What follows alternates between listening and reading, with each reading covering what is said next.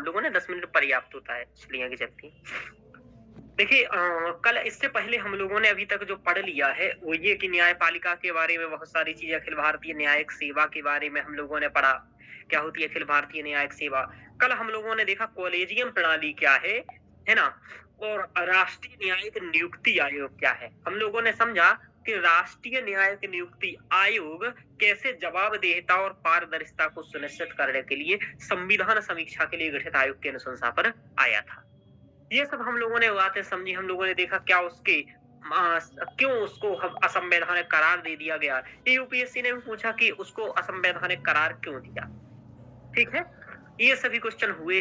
आज हमने एक क्वेश्चन आता है बार-बार कि न्यायपालिका में महिलाएँ, लैंगिक न्याय का क्वेश्चन 2023 का क्वेश्चन भी लैंगिक न्याय का क्वेश्चन है ना?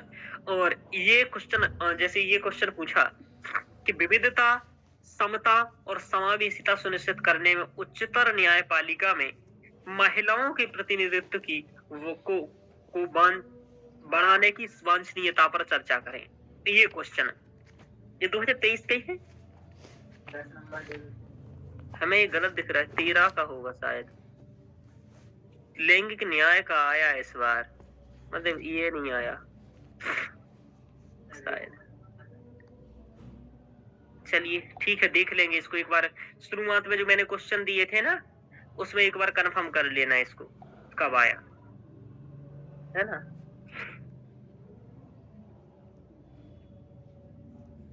एक मिनट में देख करके ही बता देता हूँ। ये है 2023 का प्रश्न पेपर।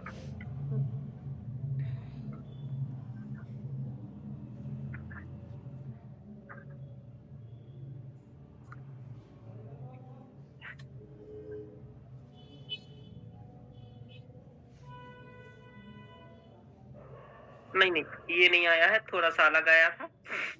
2023 का क्वेश्चन दूसरा है, 2013 का क्वेश्चन है जहां तक मुझे। अच्छा अच्छा, 21 का है, ठीक है। 2021 का क्वेश्चन है और कोई बात नहीं, उससे कोई फर्क नहीं पड़ता है कब का है, यूपीएससी का यूपीएससी का होना चाहिए। 2013 30 13 मतलब 23 का क्वेश्चन ये है कि प्रासंगिक संवैधानिक प्रावधानों, ठीक है, समझो, प्रासंगिक संवैधानिक प्रावधानों और निर्णय विधियों की मदद से लैंगिक न्याय के संवैधानिक परिप्रेक्ष्य की व्याख्या करें।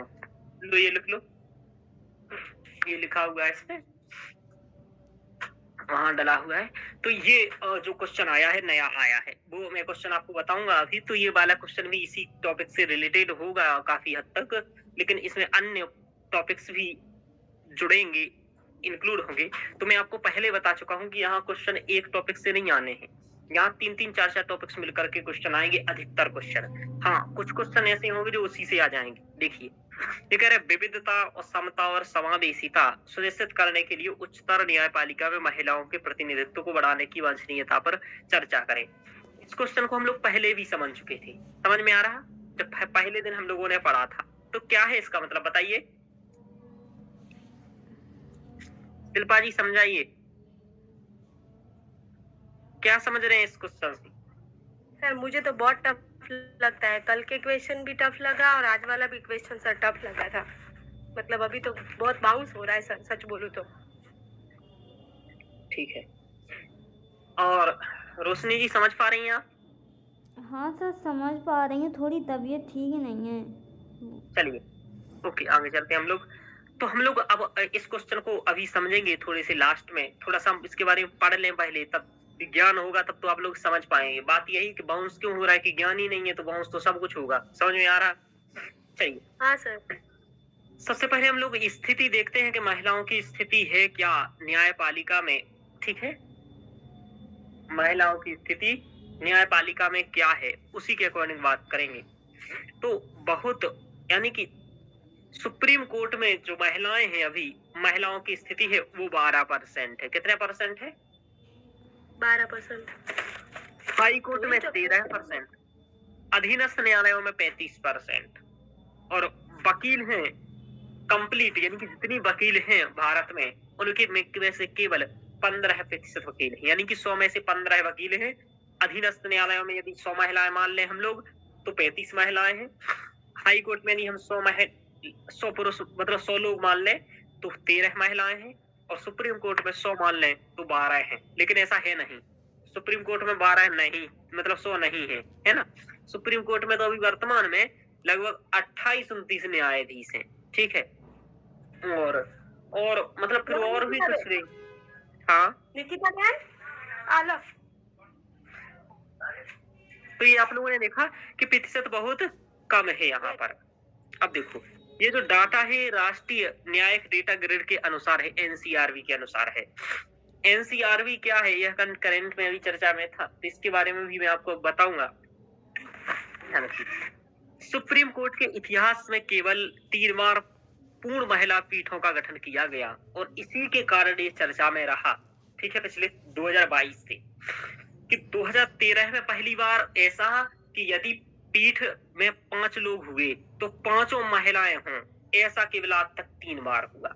एक 2013 में, 2018 में और 2022 में। ये जब 2022 में किया गया है ना, तो उसके बाद से ये चर्चा में आया था कि भाई महिलाओं के प्रतिनिधित्व की बात, और ये बारंबार आती है क्योंकि प्रतिनिधित्व बहुत कम है, ठीक है? तो ये आंकड़े आपको समर्थित करेंगे कि महिलाओं का प्रतिनिधित्व बहुत कम है।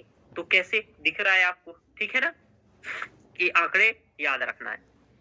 सुप्रीम कोर्ट में केवल 3 महिला न्यायाधीश है वर्तमान में, तो ये है, कोई भी महिला अभी तक मुख्य न्यायाधीश नहीं बनी है। तो ये महत्वपूर्ण तथ्य थे जो दिखा रहे हैं स्थिति कि हमारी न्यायपालिका की स्थिति क्या है।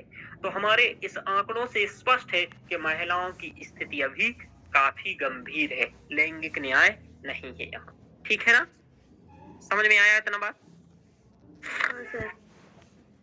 अब ये है कि लैंगिक न्याय कम होने के पीछे कारण क्या है, मतलब कारण क्या है कि ये महिलाएं कम पहुंच पा रही हैं, बताइए।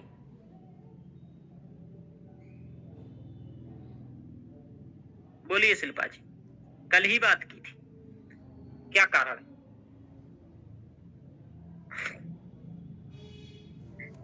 सर क्या पूछा आपने? ऐसे क्या कारण हैं जिन कारणों की वजह से महिलाएं न्यायपालिका में नहीं पहुंच पा रही हैं?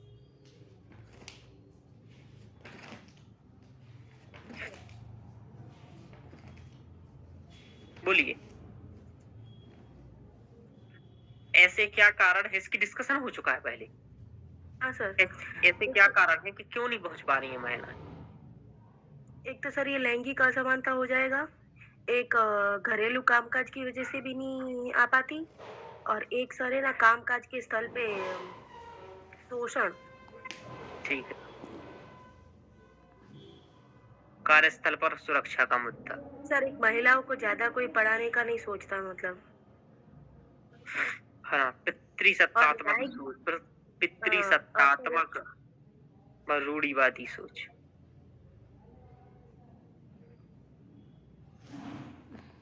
है ना? महिलाओं के लिए यह करियर बेहतर नहीं है ना, ये सोच है इसमें। पितृवादी वहाँ सोच क्या है कि सर सीधे ये ये लोग सोचते हैं, महिला अरे भाई। और महिलाओं के लिए आरक्षण का ना होना, हाँ, करियर के प्रति ध्यान न देना, गृहिणी आरक्षण। कार्यों के कारण। हाँ, आरक्षण का मामला है, किन के लिए आरक्षण है और क्या है बोलो? आरक्षण ना होना। तो सर एक सर ये भी चीज हो सकती है ना कि न्यायिक प्रक्रिया सारे नियम जाने की, तो कुछ भी मतलब अपने आप में वो कोई चीज फेस नहीं करेगी, मतलब डर भी रहता है ना। मैं तो कुछ समझ में ही नहीं आया पॉइंट आपका। अरे सर मतलब जैसे कि कोई घरेलू अहिंसा हो जाए तो सर ये सारे कायदे वगैरह जानेगी तो केस वगैरह भी कर सकती है, तो ये डर रहता है ना। ये तो अलग ही मामला हो गया, ये इससे रिलेटेड ही मामला नहीं है। Okay sir. मतलब ये तो एक अलग मामला हो गया भाई, कानून मतलब अवेयर नहीं है भाई कानूनी प्रक्रिया से महिला, तो वो तो सामान्य पीड़ित हो गया, मतलब कि सामान्य स्थिति हो गई, ये न्यायालय की स्थिति नहीं बनी। यहाँ सबसे बड़ा एक पॉइंट आप लोग बोल ही नहीं रहे हो, कोई बोलो जो पहले नंबर पर आना चाहिए, वो नहीं बोल रहे हो। योग्यता सर। योग्यता? कैसा योग्यता? मतलब योग्यता ना होना। किसमें योग्यता ना होना? महिलाओं में?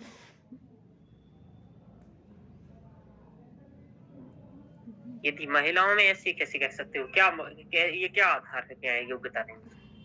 पैदा कर दिया तुम्हें तो सर न्यायाधीश के में ये भी है ना सर, प्रक्रिया भी लंबी थी ना, मतलब यही न्यायाधीश सबसे बनने के लिए 10 साल का एक्सपीरियंस रहता है। हाँ, नहीं, मूल कार्य भूल जाते हो आप लोग। देखो, मैं आपको बताऊँ, ये भी बहुत बड़ी बात होती है कि किसी भी चीज़ की मूल बात क्या है? एक मूल बात ये है कि यहाँ ये सबसे बड़ा दिक्कत क्या है? अपारदर्शी प्रक्रिया, अपारदर्शी व अजवाबदेह। इन्हें जैसे ये इन्हें कोई जब जैसे यहाँ है, ये भी यहाँ मोदी जी से पूछ सकते हो कि मोदी जी अजवाबदेह, और ये इसके कारण क्या होता है? सबसे बड़ी बात, इसके कारण सबसे बड़ा होता है वो अंकल जबारा, यानी कि भाई भतीजावाद। तो जब इनके लिए मौका ही नहीं मिल पाता है भाई भतीजावाद के चक्कर में, ठीक है, और यहाँ इसके कारण स्वेच्छाचारिता चलती है। सर भाई भतीजावाद को अंकल जज सिंड्रोम बोल सकते हैं ना? हाँ, कल ये बात हो चुकी थी। हाँ, यही बोल सकते हैं आराम से, ठीक है। स्वेच्छाचारिता, तो स्वेच्छाचारिता हुआ, स्वेच्छाचारिता हो जाती है और बहुत अधिक स्वेच्छाचारिता हो जाती है। एक बात और, रिश्वतखोरी, क्या जानते हैं? यहाँ भी नहीं होती है क्या रिश्वतखोरी? यानी कि भ्रष्ट, है ना, रिश्वतखोरी भी यहाँ हो जाती है। समझ में आ रहा? तो अपारदर्शी जवाब दे तो रिश्वतखोरी, स्वेच्छाचारिता, भाई भतीजा, ये बात हम नहीं कह रहे हैं, ये बात पूर्व कई न्यायाधीश कह चुके। समझ में आ रहा? ये है मूल पॉइंट के अपारदर्शी व अजवाबदेह प्रक्रिया है। और दूसरे नंबर पर है आरक्षण वाला मामला।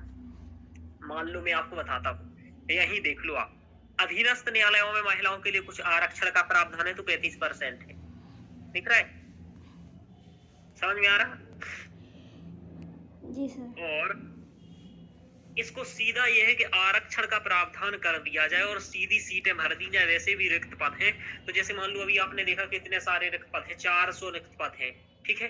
उच्च न्यायालयों में 400 रिक्त पद हैं, तो 400 और अधीनस्थ न्यायालय में 5400 रिक्त पद हैं, तो 400 और 5400 मतलब इसमें से 200 महिलाओं को दे दो सीधे सीधे, और यहाँ आधे दे दो 2200, इन्हीं के लिए भर्ती निकाल दो। समझ में आ रहा है? 50% रिजर्वेशन कर दो। इतने दिन से भेदभाव तो करते आ रहे हो, और बेहतर ट्रेनिंग करा दो, अच्छे से हो जाए भाई। तुम इनकी एक साल कराते हो, उनकी 3 साल ट्रेनिंग करा दो। समझ में आ रहा? उनसे दुगने ज्ञानी हो जाएंगे वो, पूरा योग्यता तब आ जाएगा, योग्यता एक ही बार में। हाँ, पर ऐसा निर्णय लेने वाला आपके लिए नहीं, इसलिए अब की बार वोट दबाना है। हाँ, ठीक है। Okay sir. किस पर वोट दबाना है? वोट किसको देना है? मोदी जी को नहीं देना है, बाकी किसी को दे दो। पूरी क्लास से बंद करवाना है अकेडमी जैसे। चलिए ठीक है, मतलब किसी को भी दे देना वोट, ये है। मोदी जी को तो अपन वैसे ही, हाँ वो तो कहाँ से नहीं? हाँ, मोदी जी को मत दो, वो तो वैसे भी नहीं दे पा रहे। चलिए, तो कुल मिलाकर के ये कर दे वायरल क्रॉस करे तो कोई वायरल चलिए तो ये आपने देखा कि ये सबसे बड़ी दिक्कत है कि पहला तो आरक्षण का, पहली अपारदर्शी प्रक्रिया, दूसरा आरक्षण। इसके अलावा महिलाओं के लिए कई सारी चीजें हैं, जैसे कि पितृसत्तात्मक सोच है, समझ की भैया महिलाओं के लिए ठीक नहीं है। महिलाओं के लिए क्या ठीक है? केवल मास्टरी। क्या है? हाँ, मास्टरी सर। और रोटी बनाओ, घर में रहो, अच्छा रहेगा। कार्यस्थल पर जाओगे, है ना, बच्चा खिलाओ, आनंद रहेगा।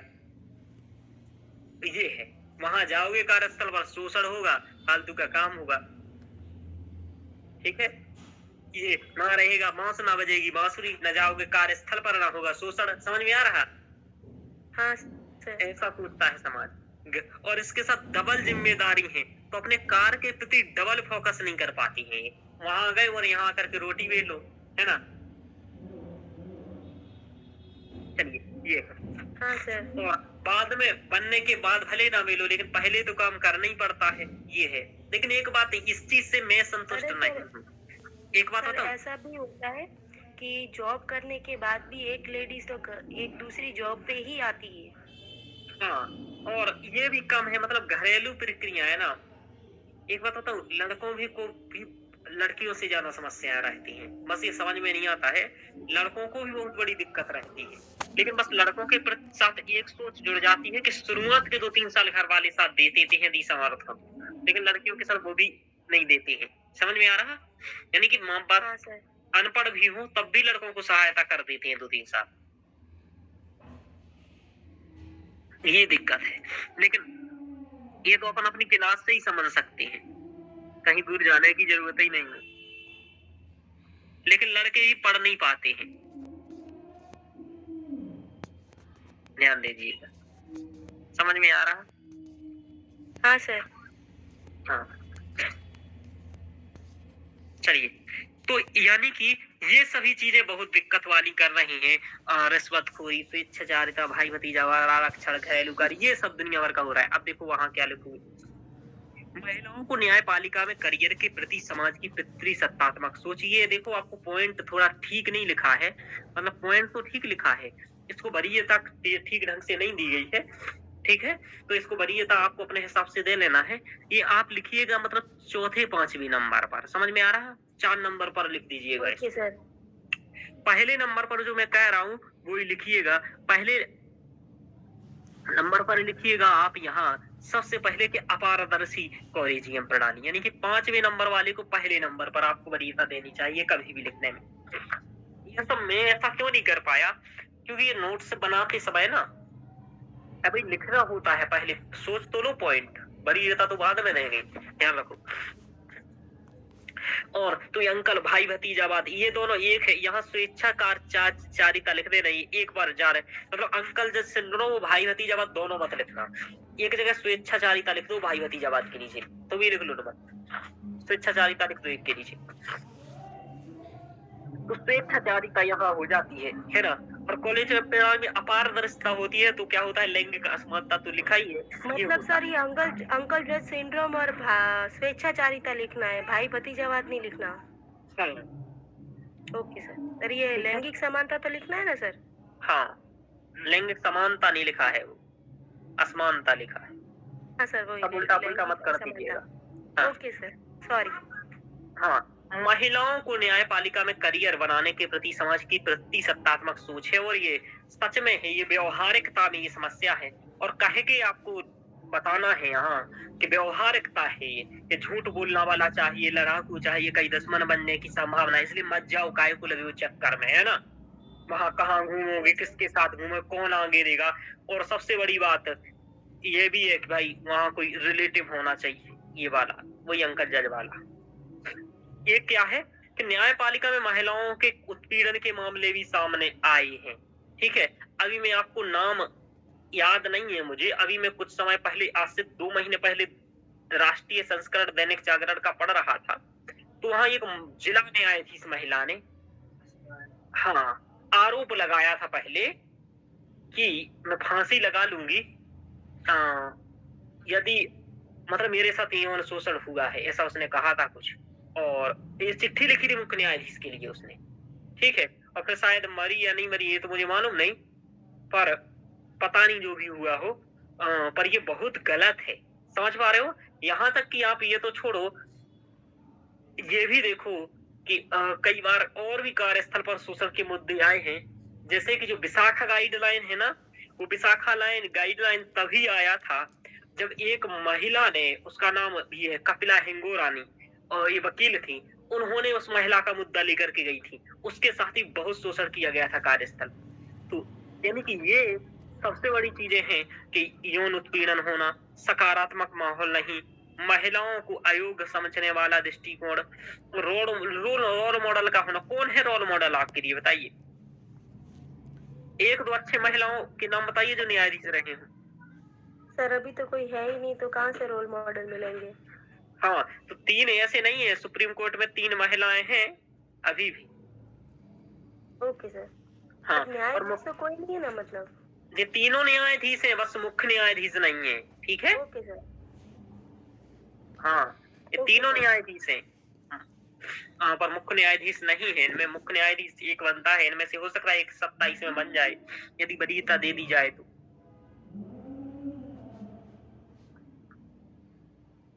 तो ये वाली बात हुआ। हाई कोर्ट व सुप्रीम कोर्ट में आरक्षण का ना होना, क्योंकि कुछ राज्यों में निचले स्तर पर आरक्षण नीति बेहतर परिणाम रहे हैं, जैसे असम, तेलंगाना, असम, इनमें अच्छा रहा है। तो हमें क्या करना चाहिए, रिक्त पदों पर आरक्षण कर देना चाहिए। क्या करना चाहिए, रिक्त पदों पर आरक्षण कर देना चाहिए। और आरक्षण कर देंगे तो ये बहुत ही अच्छा सा काम रहेगा कि कुछ वहाँ अभी कमी है, वो लैंगिक न्याय सुधर सकेगा और ये यहाँ इसकी ओर भी करियर देख सकेंगे महिलाएं। तो ये है। और क्या है समस्या, देखो ये पारिवारिक करना है, पारिवारिक लिख दिया। पारिवारिक जिम्मेदारी के साथ साथ न्यायिक जिम्मेदारी होनी चाहिए। तो क्या पारिवारिक जिम्मेदारी के साथ साथ न्यायिक जिम्मेदारी भी देखना है, जैसे पूर्ण समय प्रैक्टिस पर नहीं दे पाती हैं तो उत्पादकता में भी महिलाओं के साथ कमी आती है। ये व्यवहारिक समस्या है। एक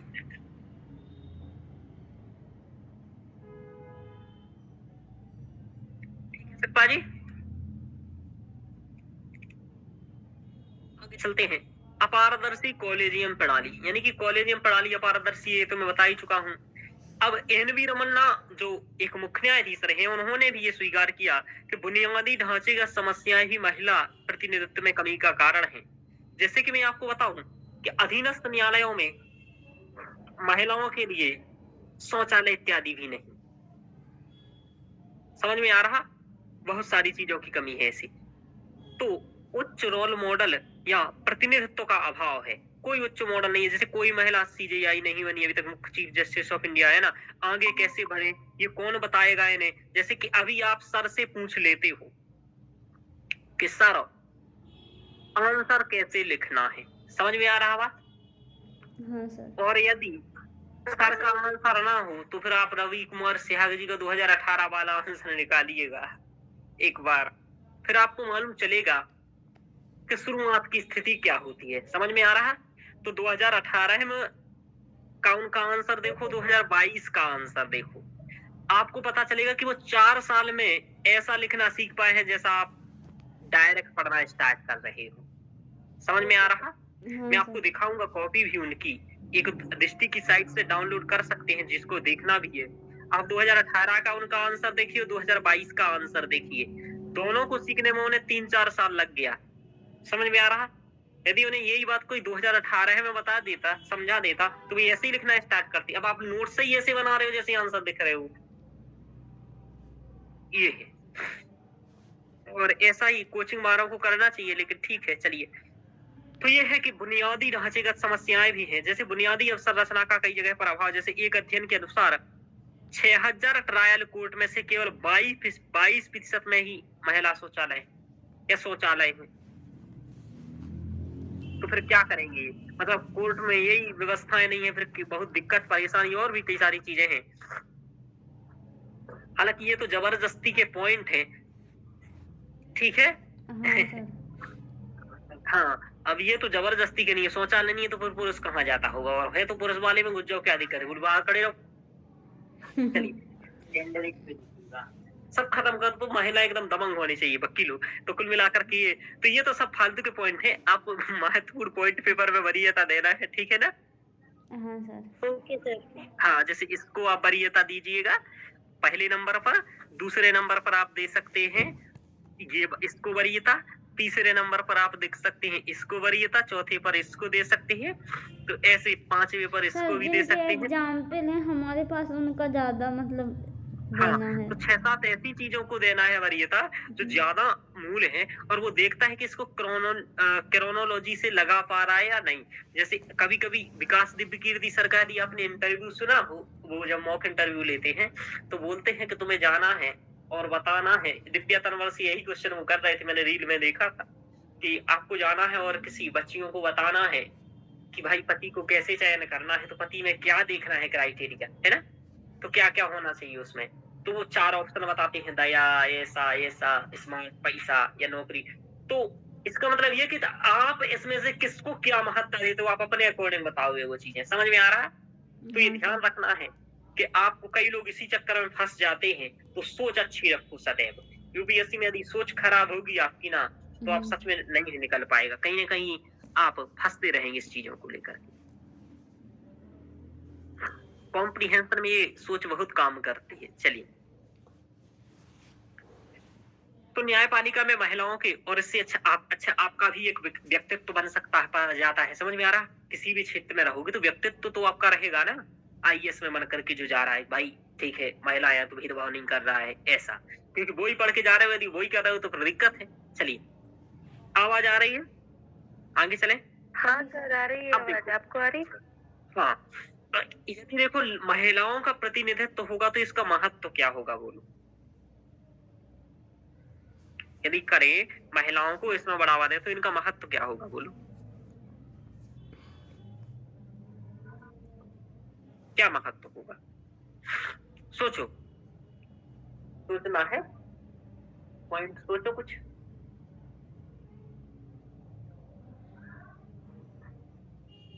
महिलाओं के प्रतिनिधित्व की कुछ महत्व क्या है? क्या महत्व होगा, क्या लाभ होगा?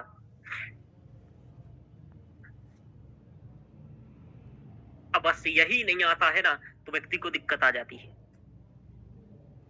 क्या सर महत्व अभी होगा? तो कुछ दिमाग ही नहीं चलता सर। नहीं चलता तो पेपर में कैसे चलेगा दिमाग? यही तो वहां होगा, डायरेक्ट पूछेगा महत्व बताओ, ये तो कंटेंट थोड़ी ना लिखा रहेगा। तो बोलो,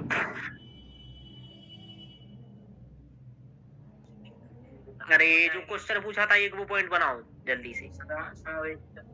हाँ, तो एक एक करके 3 पॉइंट बनाओ उसके। हाँ, समता सुनिश्चित होगी। यही तो सीखना है थोड़ा, समता सुनिश्चित कैसे सुनिश्चित, है ना। अब इसको और ऐड करो, जैसे कहाँ है प्रस्तावना, अनुच्छेद 14 है, ठीक है,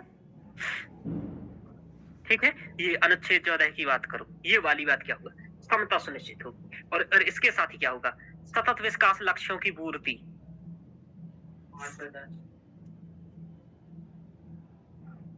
लक्ष्य, वैसे समावेशी विकास भी लिख सकते हो सतत विकास लक्ष्य की जगह, ठीक है। समावेशी विकास उदाहरण में सतत विकास लक्ष्य ले सकते हो। एसडीजी क्रमांक 5 और 10, एक में है लैंगिक समता, एक में है असमानता में कमी, ठीक है ना। तो 5वां है लैंगिक समता और शायद 10वां है असमानता में कमी, ठीक है। तो 5वां और 10वां देख लीजिएगा, सतत विकास लक्ष्य की प्राप्ति हो, है ना। महिला सशक्तिकरण होगा, क्या होगा, वुमेन एम्पावरमेंट, महिला सशक्तिकरण। महिला सशक्तिकरण। अब आप लोग बोलो भैया सर को तो सब कुछ आता है, सर तो अभी हाल 20 पॉइंट लिखने हैं, इतना सोचेंगे तो। महिला सशक्तिकरण होगा, क्या होगा, महिला सशक्तिकरण होगा, ठीक है, ध्यान रखो।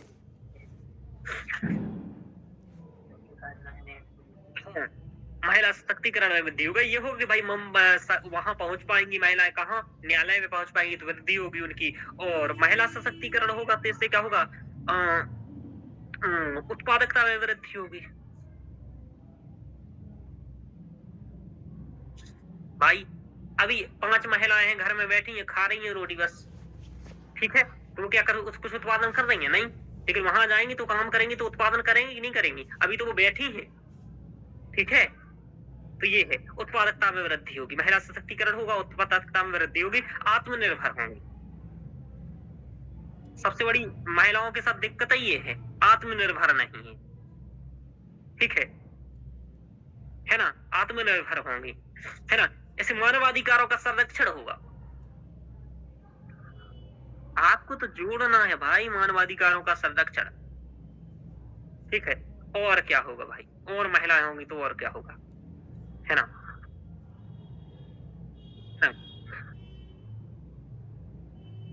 और सोचो, अभी यदि मान लो एक महिला का यौन उत्पीड़न का मुद्दा है, सामने बैठा है वकील, आप कहने जा रहे हो तो क्या दिक्कत होगा, बोलो। शर्म आएगी, और आनी भी चाहिए क्योंकि भारतीय संस्कृति ऐसी है, तो इसमें सर यही सब रहा है तो आएगी ही। ओह माय गॉड, हाँ, तो उसका लिखना है मूवी का नाम, है ना।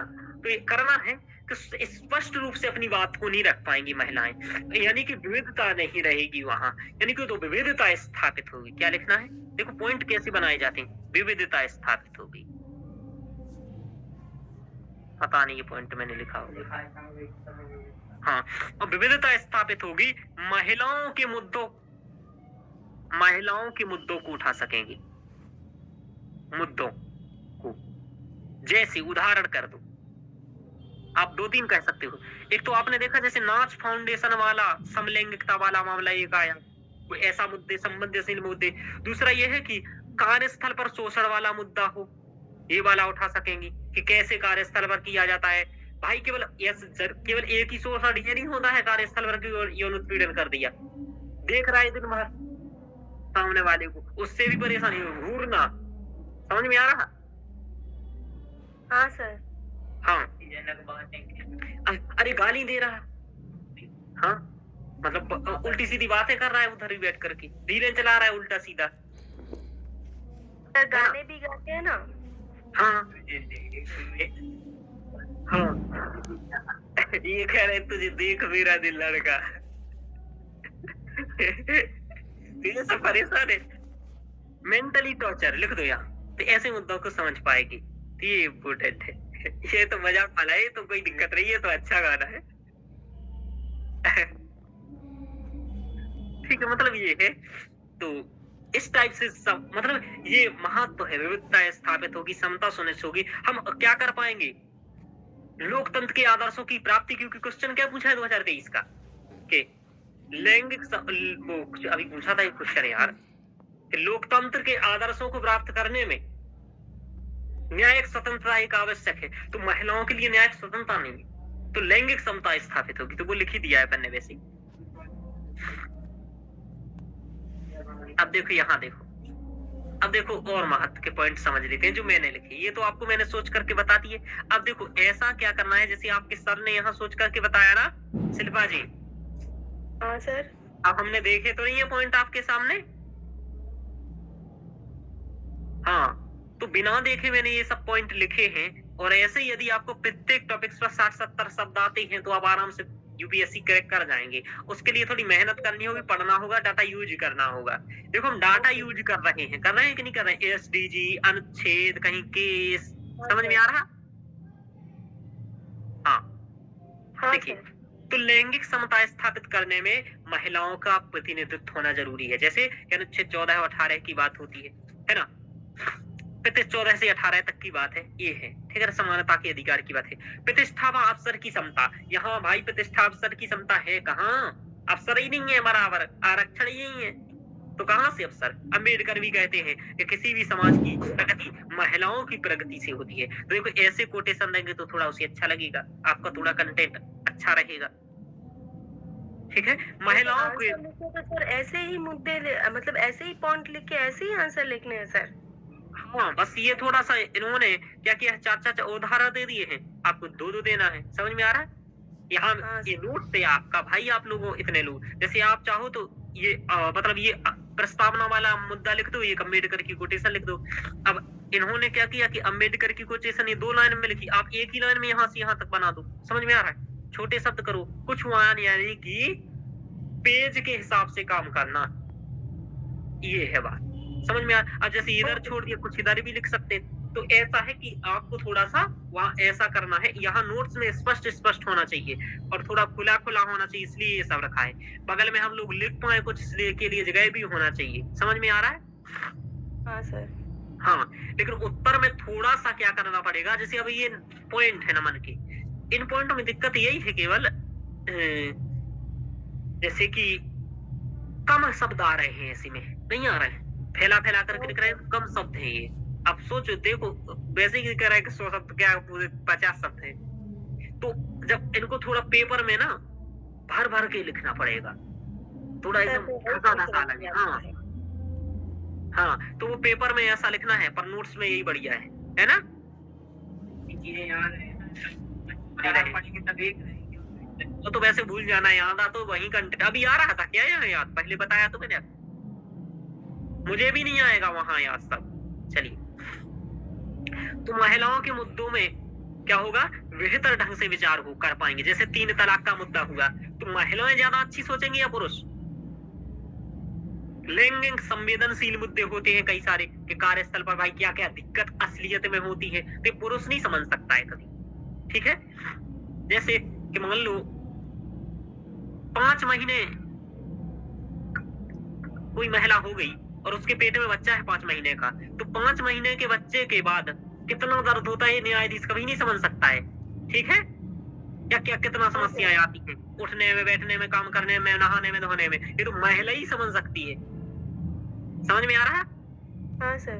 हाँ, ये इंटरव्यू में बोल देना कभी ऐसा हो ना, ओके सर। वो कहेगा शर्म आएगी, बोलो शर्म का केवल मुद्दा नहीं है, मुद्दा ये है। ऐसे भी बोल सकते हैं कि लेडीज का दर्द लेडीज ही समझ सकती है। हाँ, नहीं वो कहेंगे पुरुष भी समझ सकते हैं, तो ये उदाहरण देना, इस चुप हो जाएगा। ये मतलब ये एक आप उदाहरण ऐसा रखा करो ना, 100 सोनार की 1 लोहार की, ये ऐसे ही उदाहरण है कि मान लो 6 महीने का पेट में बच्चा है, मैं कितना दर्द होता है पुरुष कभी नहीं समझ सकता, कितना प्रॉब्लम होती है, ठीक है? चलिए, विवाह की आयु ध्यान रखो। हाँ, तो विवाह की आयु भी है कि विवाह की आयु कितनी होनी चाहिए, क्या होनी चाहिए, इसमें भाई जिसकी तुम निर्धारित करो उनका प्रतिनिधित्व नहीं है, समझ में आ रहा है? जब विवाह की आयु महिलाओं की करी तो पुरुषों से कम क्यों की? 21 की जगह 18 कर दी महिला और 21 पुरुष का, 21 ही करो महिला और 21 पुरुष, क्या दिक्कत है? समझ में आ रहा? सर हाँ, बहुत ज़्यादा यहाँ पर शोर हो रहा है और रिकॉर्डिंग हो रही है, तो लेक्चर में भी वो शोर आएगा, क्या करूँ?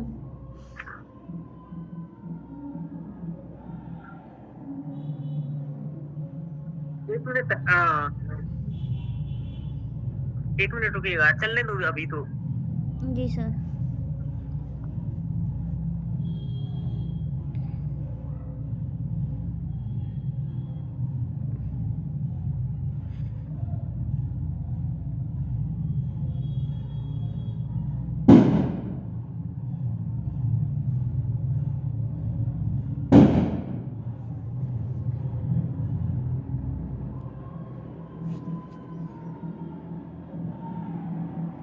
सर वो शायद शिव जी की बारात निकल रही है, इस वजह से वहाँ बहुत शोर हो रहा है।